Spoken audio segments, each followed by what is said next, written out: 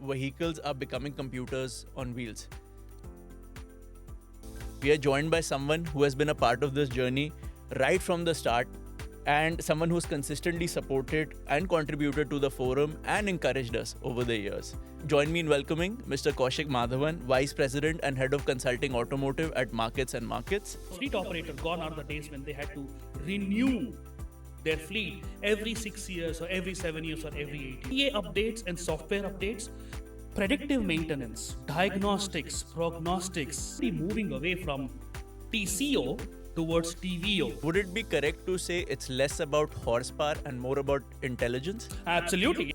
If the conversation got you thinking, there's a lot more waiting for you. Do join us on 10th of June at the Conrad in Pune.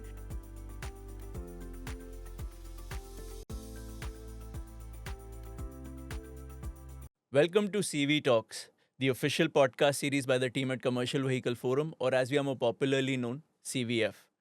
This series is designed to bring you closer to the most relevant trends, ideas, and conversations that are shaping the commercial vehicle and road transport industry today. And in a way, these episodes are also a preview into the 10th edition of CVF that will be taking place on 10th of June at the Conrad in Pune. For the uninitiated, CVF is the calendar event for the commercial vehicle and road transport industry. I'm Rohit Dewan. I'm the portfolio director of CVF, and we are going to start with the episode 1 of our podcast series today. So, Kaushik, it's been quite a journey for us, from all those years, 10 years ago in Chennai when we did the first edition of CVF to today where we are reaching a big milestone in terms of our 10th edition. And honestly, it's the people who've supported us, our community who's listening and watching, who've supported us and made this journey so special. Which brings me to today's conversation. We are joined by someone who has been a part of this journey right from the start and someone who's consistently supported and contributed to the forum and encouraged us over the years. Please join me in welcoming Mr. Kaushik Madhavan, Vice President and Head of Consulting Automotive at Markets and Markets. Kaushik, it's great to have you with us. Welcome to the show. And just to kick things off, I'm going to first start off with Kaushik. Why don't you just give us a brief introduction about your experience and about your association with us? Absolutely. Thank you very much once again, Rohit, for having me here. I'm delighted to be here and as part of the first podcast. I clearly remember when we started working together about 10 years ago in Chennai for the first commercial vehicle forum. The passion and enthusiasm your team brought to the entire event and the kind of interaction we had.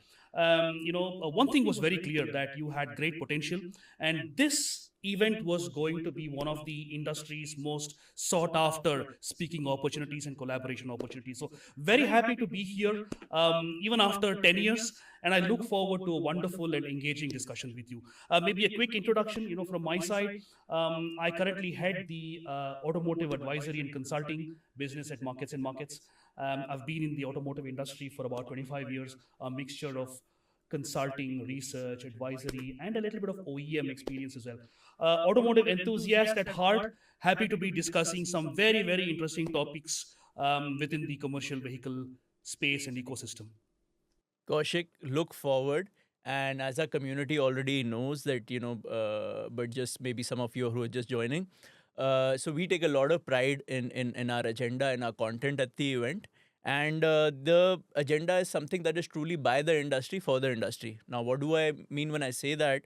Every year we run a survey with our community and we understand what really matters, what topic should we really discuss, because you are the guys who are out there on the road, who are out there, actually executing these things.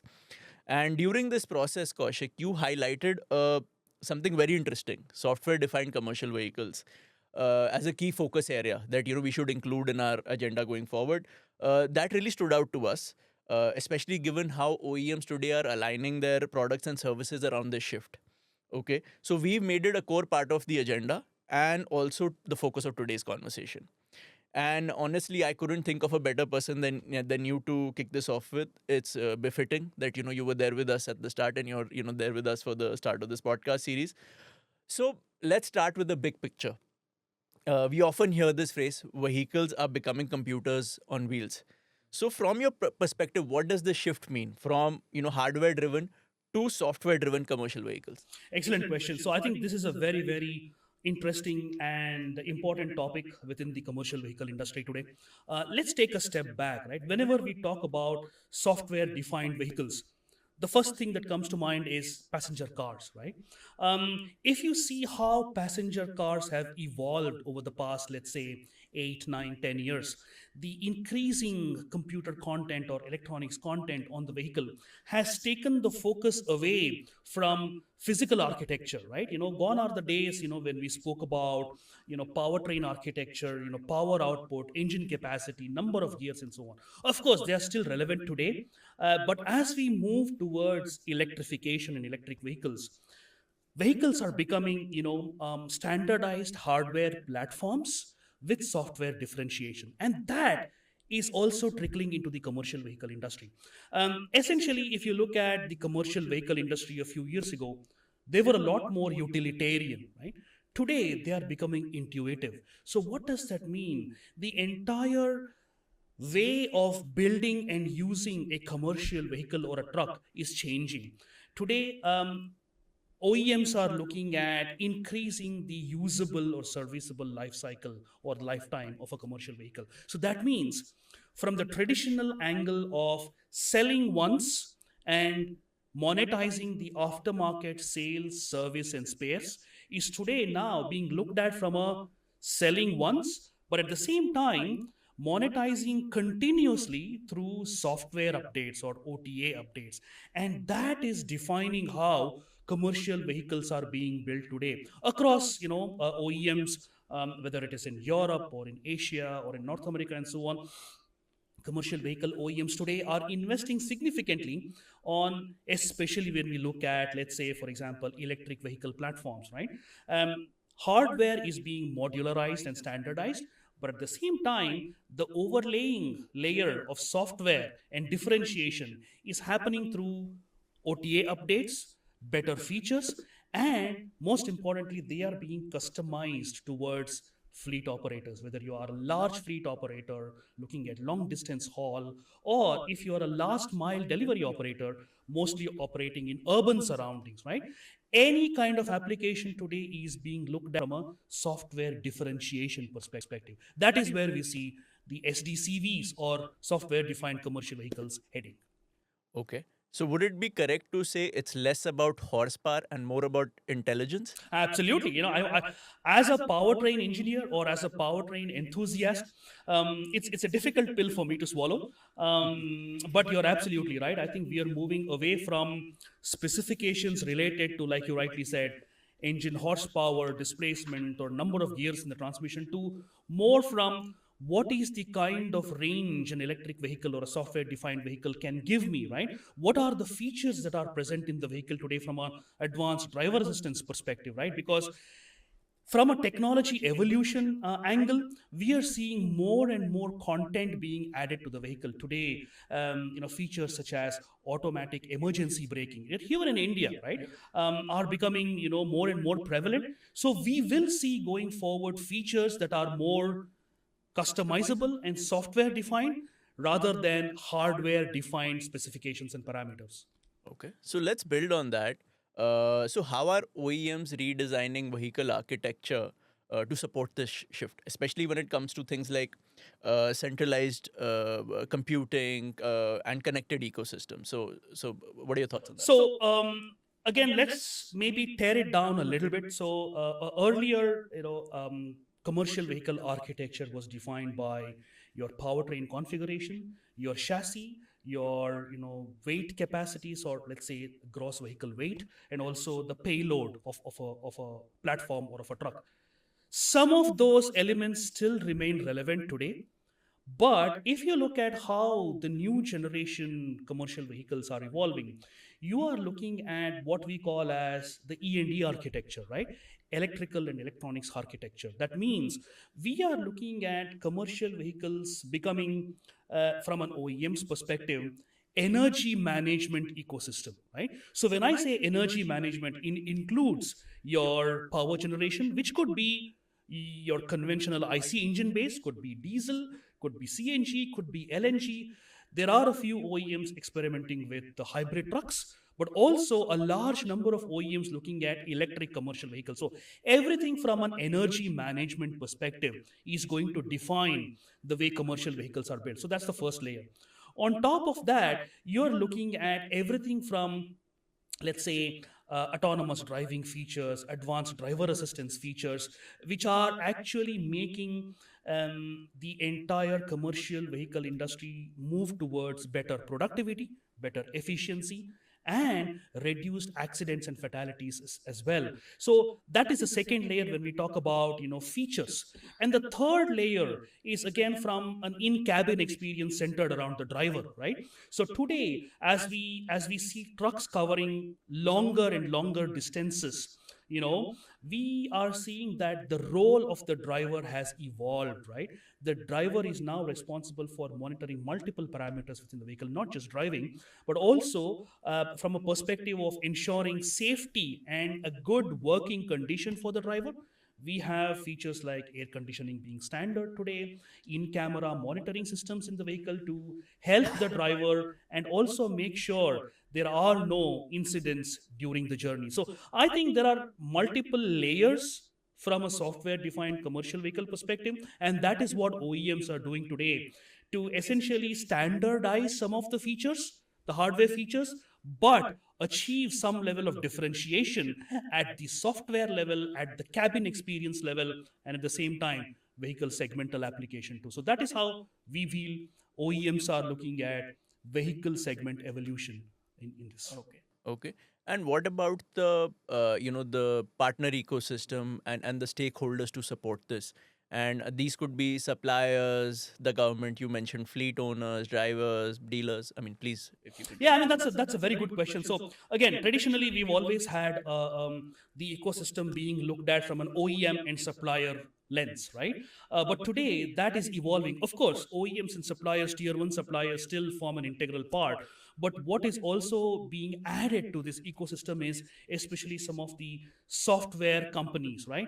Today who are offering more and more features and solutions that can be added on top of what an OEM or a supplier is offering. So, from a long term OTA update perspective, for example, right, today we have some of the software companies or third party operators who are able to bring in their solutions, add it to the existing hardware architecture, and increase the usable life cycle or serviceable life cycle of a commercial vehicle. For example, a software defined commercial vehicle today can have a potential usable life cycle of anywhere between 15 and 20 years. Whereas a conventional ICE based vehicle probably had a little lesser than that, right? Or maybe 10 to 15 years, right? So that means the entire discussion about vehicle updates and vehicles being relevant is becoming more and more important, and especially with software updates that is being achieved by third party vendors who are working closely with the suppliers, all tier 1 tier 2 suppliers, including the likes of ZF, Continental, Bosch, and so on, who are working closely with the OEMs. They are also working with some of the younger startups who are able to bring in new value, new features into a software defined vehicle. Okay. Okay. And in terms of let's say when I talk to fleet owners, like for example, when I spoke about the survey process, so one of the things that again kind of came up in the survey process, and we also discussed this earlier, before we started, in Rima. So Rima from Rima Transport, who's like a mutual business associate, a very dear friend. She shared something very important, which is like, okay, I have a mixed fleet, okay, and now I mean, how do these systems kind of like talk to each other? Interoperability becomes a challenge. So is true standardization still some time away, or are there some practical workarounds for this? Excellent question. We are already moving towards that, right? Now, completely agree with you. I had the opportunity to spend some time with Rima a couple of weeks ago, and this is what we discussed as well. So she has a non-homogeneous fleet, right? So she's got within her fleet of about 100, 200 odd vehicles, she's got about 3 or 4 OEMs, right? And every OEM today offers fleet management services as a standard. But the challenge is for a non-homogeneous fleet operator having a common base of tracking vehicles or looking at specific parameters of performance within the vehicle becomes a challenge, right? So that means today, for fleet operators who have a very very specific value offering, right? For example, a refrigerated fleet. The only option today is only viable option today is to partner with a third party service provider who can then equip your non homogeneous fleet with the same level of sensors or diagnostic equipment and also monitoring equipment. So until and unless we have a situation where the OEMs are able to talk amongst each other and offer a common platform that can be used by a fleet operator without having to worry about standardization, this challenge will continue in the Indian market. I think for the next short to medium term of the next 3 to 4 5 years, we will have this situation where we will be reliant on a third party service provider who will be able to put the same diagnostic equipment sensors in all your fleet vehicles and then offer you, a fleet operator, with a common monitoring hardware and solution. But yes, I think I do agree with you. We need to move towards an OEM offered solution, which is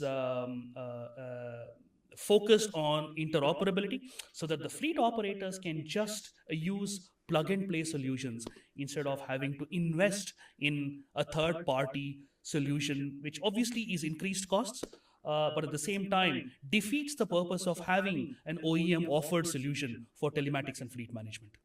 Absolutely, Kaushik. And so I'm going to touch upon something that you shared during the introductory questions, which is over the air or OTA updates. So now, how is that changing the life cycle of commercial vehicles? Excellent. So that's a very interesting point, right? So what we are seeing, again, quite a few learnings from the passenger vehicle segment. Um, with software defined vehicles coming in, the entire relevance of model year updates is becoming less and less important. So what does that mean?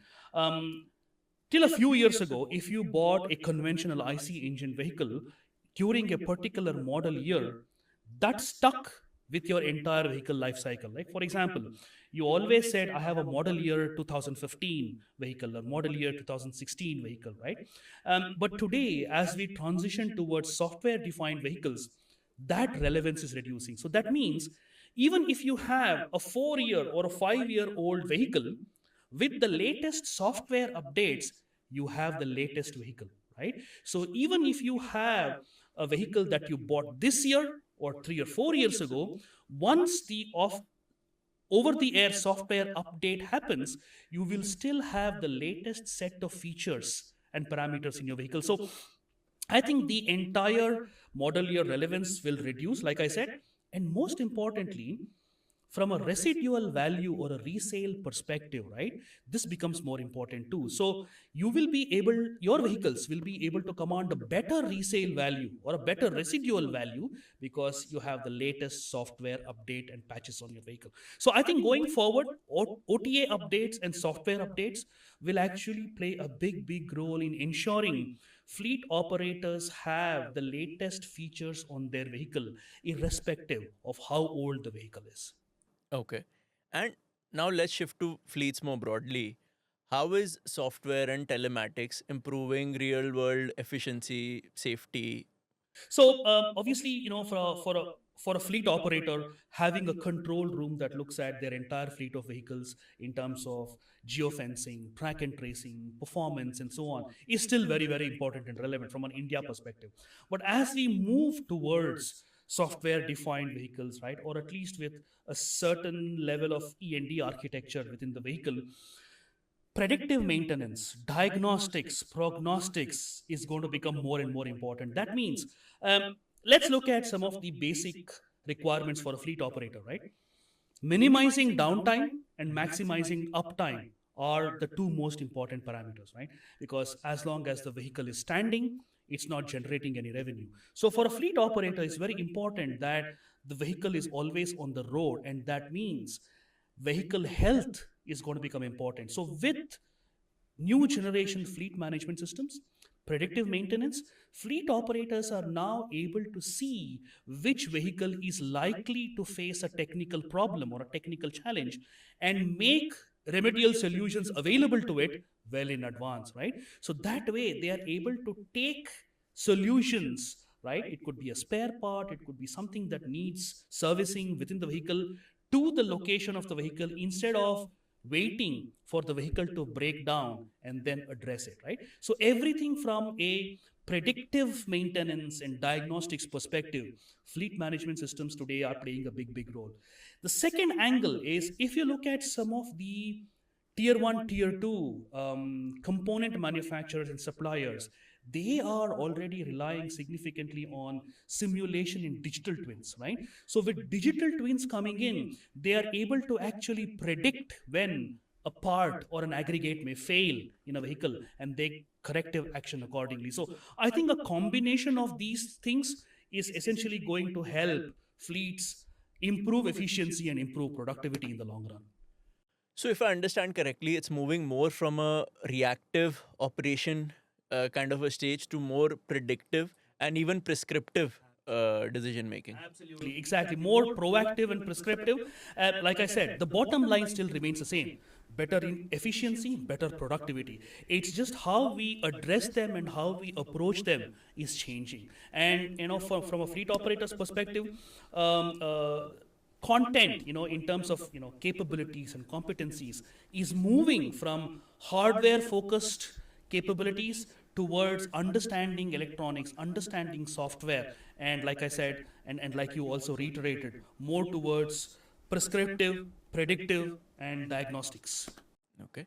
So next, let's move to another hot topic, flavor of the season, so to speak, artificial intelligence. Okay. So now when I talk about artificial intelligence in commercial vehicles, just to keep it focused and not digress, what I mean is from a product perspective and not, let's say I'm pretty sure AI is being disruptive when it comes to the procurement aspect of, the people behind commercial vehicles, the sales of commercial vehicles, the sales planning. I mean, all of these functions, I'm sure, AI is kind of disrupting, in its own way. But when it comes to the product perspective, AI in commercial vehicles, if you could. Yeah, absolutely. So for me, the most important use case of AI in a commercial vehicle is safety, right? So when I say safety, there are two or three angles to it. One is from an ADAS perspective, right? Advanced driver assistance systems perspective, where there are vehicles, or let me put it this way, there are features within the vehicle that enable the driver drive safely and prevent accidents, right? So everything from ESP to automatic emergency braking, lane change assist, collision warning, and so on. So that's the first angle. The second one is more from an in-cabin experience, right? Today, AI is being used in driver behavior monitoring, right? For example, there are multiple cameras within the cabin that predict driver behavior just to ensure there is safety involved, and at the same time make sure that the driver is operating under optimum conditions at all points in time. That means if there are any medical, let's say, emergencies related to driver performance, that can be picked up by AI cameras, and suitable remedial measures can be taken, and that way you're able to reduce fatalities, reduce accidents, right? So AI for me, the biggest use case, like I said, is safety within the vehicle or within the product, right? And that importance is going to increase. Today we are talking about even aftermarket solutions, right? Not only just OE fitted solutions, there are also aftermarket solutions that offer stereo based camera systems, right? That can be retrofitted. So you don't have to worry about having older generation vehicles which probably do not have any kind of AI. There are companies offering aftermarket solutions that you can adopt and make your fleets a little smarter, a little safer, right? And that is where we see AI within the commercial vehicles. Of course, there are other use cases and applications, but I think, for the sake of this discussion, one of the most important points is safety, and that is what I wanted to touch upon. Uh, so Kaushik, in terms of these features, they sound really interesting and really innovative. But is this like the Indian ground reality, or is it more this thing pertaining to the Western markets? Excellent question. I love that. So when we look at AI from the Indian context, there are again two buckets, right? So you've got technologies and solutions that are infrastructure dependent, right? Let's say, for example, you need lane markings, you need certain infrastructure features like proper roads or signages or any kind of electronic surveillance equipment and so on and so forth, right? So any infrastructure dependent features or technologies will take a long time in India to be adopted, right? However, there are a few features which are infrastructure independent, right? That means they do not rely on any kind of external infrastructure. It is just, let's say, between vehicle to vehicle communication. For example, when we talk about automatic emergency braking, right? So it is just communication between two trucks, right, that triggers automatic emergency braking and so on. So those kind of features, right, automatic parking assist systems, right, lane keep assist systems, or anything related to surround view camera systems, right? You've got 360-degree cameras which were standard in passenger cars, now coming into commercial vehicles as well. So I believe that any technology or feature which is independent of external infrastructure will find application in India, right? And that is where we see technology heading. So that also means the drivers and fleet operators will get the opportunity to experience these features, right? And as we move towards infrastructure dependent features, like say, for example, there are still pockets and regions in India where internet and telephone connectivity is minimal, right? There could be patches. So those areas, where vehicles are operating, infrastructure independent technologies will still work, right? So that is where we see applications from India perspective. And I strongly believe that the next 3 to 4 years will see a significant proliferation of these kind of features. Okay, got it. Now, Kaushik, coming to some of our last questions, in terms of, you mentioned that trucks are continuously evolving through software.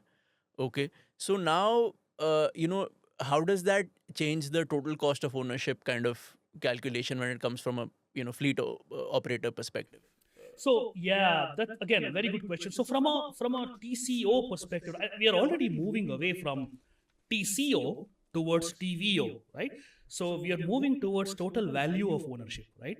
So instead of vehicle fleets being looked at from a cost perspective, we are already looking at it from a value perspective, right? What kind of value does a commercial vehicle add over a period of time?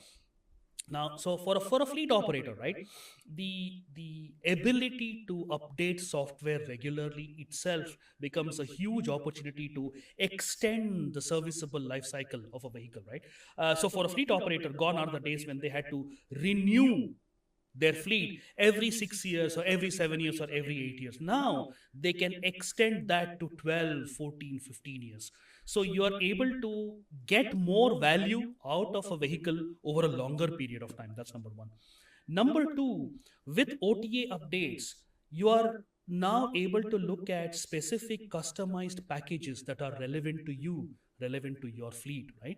So you can look at ADAS packages or software packages or even safety related packages that are customized to your operation and your fleets. So with the underlying telematics software or telematics or a fleet management software platform, you can pick and choose what is relevant to you. So with an OEM, you can have a subscription package, right, that will run for a year, specific to safety, specific to fuel efficiency improvement, specific to a particular use case segment application, and that is going to help you drive better value for your fleet customers and your end users as well. So that is where we see value addition being looked at, moving away from TCO towards TVO. Okay. So would it be correct to say the value would not just be in the vehicle, but what it can maybe continuously deliver? Absolutely. So over a period of time, what is the value that the vehicle can deliver, and at the same time, how it can be monetized for a fleet operator or for an OEM? How do you make revenue over a longer period of time, even after selling the vehicle? That is going to be the deciding factor. Okay. Okay. Great. So that's a great note to end this conversation on. Thank you so much, Kaushik, for joining us today and sharing such valuable insight. It's always a pleasure to speak with you. And for everybody who's watching and listening, if the conversation got you thinking, there's lot more waiting for you. At CVF 2026, you'll experience many more such insightful discussions. So do join us on 10th of June at the Conrad in Pune and be part of these conversations that are shaping the commercial vehicle and the road transport industry in India. You can find more details on our website, cvforum.in, and we will also be sharing links in our post and our description of this video. So thanks again, Kaushik, and thank you to our viewers and listeners. Do stay tuned for more episodes of CV Talks. And until next time, it's goodbye from us, and thanks for tuning in. Thank you very much, Rohit, for this opportunity. Always a pleasure talking to you. See you, everyone, on 10th of June at Conrad in Pune for the 10th edition, if I'm not wrong, of CV Forum. All the very best. Thank you.